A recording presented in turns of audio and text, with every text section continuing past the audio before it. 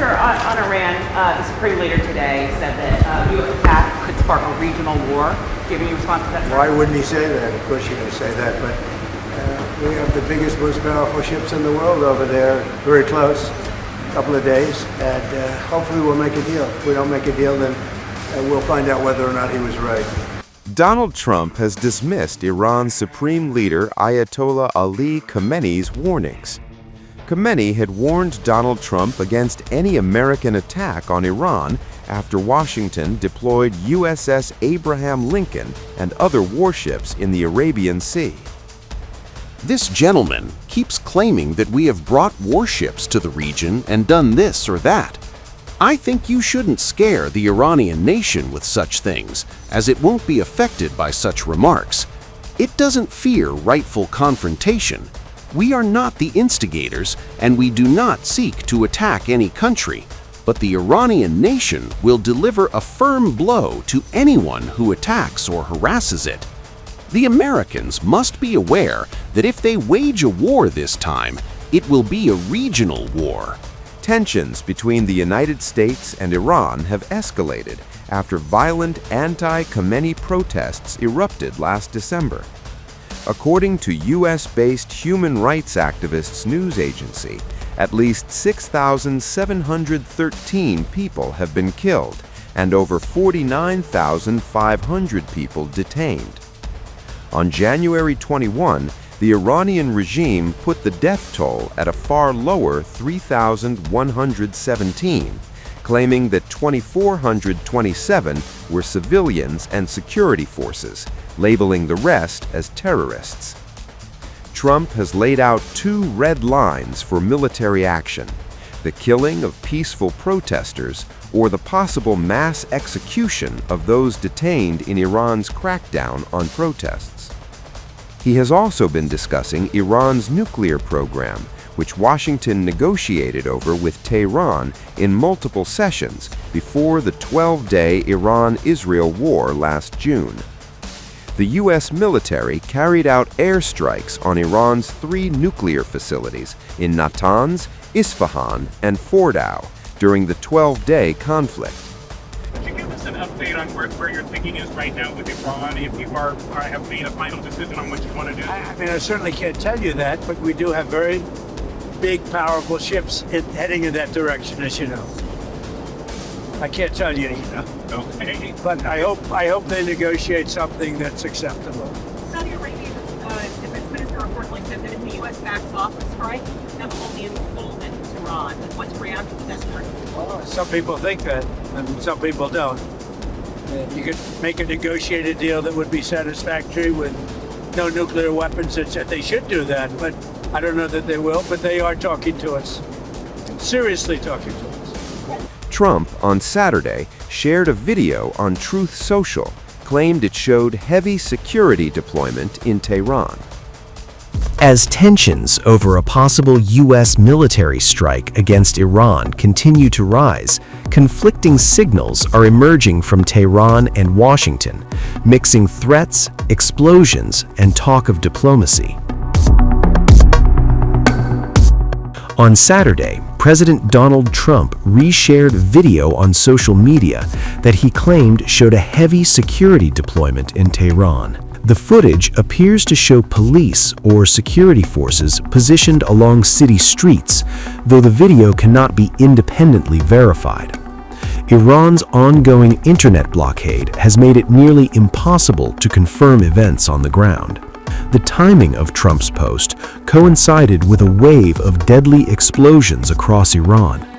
In the southern port city of Bandar Abbas, one person was killed and at least 14 others injured when a blast ripped through a residential area. Authorities later said the explosion was caused by a gas leak. Unfortunately, so far 14 people have been injured and one person has died, a 4-year-old girl. Technical teams are present at the site and investigating the cause and dimensions of the incident. Another blast in the city of Awaz killed 4 members of a single family, including 2 children.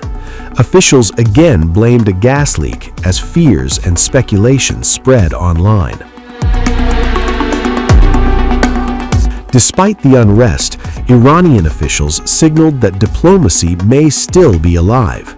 Ali Larijani, secretary of Iran's Supreme National Security Council and a close ally of Supreme Leader Ayatollah Ali Khamenei, said progress was being made toward launching talks with the United States. Contrary to the artificially manufactured media war narrative, the formation of a framework for negotiations is progressing, Larijani wrote on social media. Larijani recently traveled to Moscow to meet Russian President Vladimir Putin, highlighting Russia's role as a back channel between Iran and Washington. Other countries, including Turkey, are also involved in passing messages.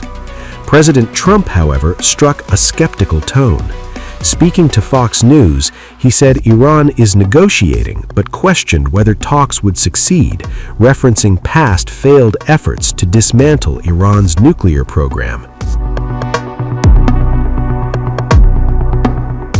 Iran's Foreign Minister Abbas Araghchi said Tehran is ready to resume nuclear talks, but warned that negotiations cannot proceed under threats of military attack.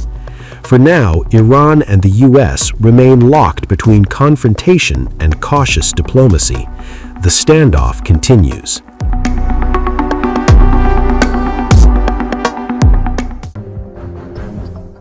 A deadly day of explosions has shaken multiple cities across Iran, leaving 5 people dead, at least 14 injured, and authorities scrambling to control both damage and narrative. The first blast struck Bandar Abbas, Iran's strategic port city on the Strait of Hormuz.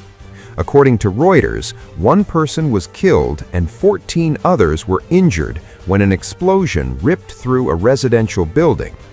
Emergency crews rushed to the scene as smoke billowed into the night sky and residents fled the area. But Bandar Abbas was only the beginning.